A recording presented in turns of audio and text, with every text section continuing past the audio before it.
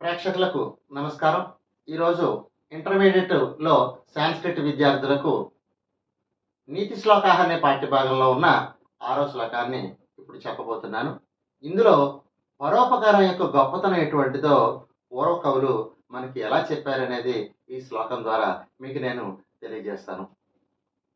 పరోపకారః కర్తవ్యః ప్రాణైరపి ధనైరపి పరోపకారజం పుణ్యం న స్యాత్ క్రతుశతైరపి. పరోపకారః కర్తవ్యః ప్రాణైరపి ధనైరపి పరోపకారజం పుణ్యం న స్యాత్ క్రతుశతైరపి.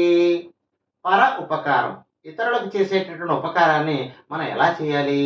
ప్రాణముతోనైనా ధనముతోనైనా చేయాలి. అంటే శారీరకంగానే చేయాలి, లేదా డబ్బిచ్చి సహకరించాలి.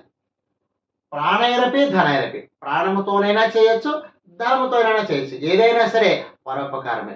పరోపకారజం పుణ్యం, పరోపకారం వల్ల కలిగిన పుణ్యం ఏదైతే ఉందో అది నశ్యాత్ క్రతుశతైరపి. క్రతుశతైరపి నశ్యాత్ అంటే క్రతువులు అంటే యాగాలు.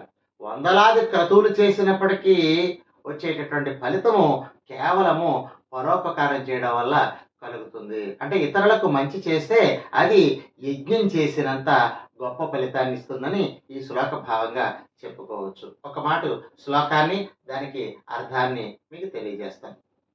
పరోపకారః కర్తవ్యః, పరోపకారాన్ని చేయాలి. ఎలాగా? ప్రాణైరపి ధనైరపి, ప్రాణముతోనైనను ధనముతోనైనను కూడా చేయవచ్చు. పరోపకారజం పుణ్యం, పరోపకారం వల్ల కలిగినటువంటి పుణ్యము నశ్యాత్ క్రతుశతైరపి, 100 యాగాలు చేసినా సరే లభించదు అని భావంగా చెప్పుకోవచ్చు.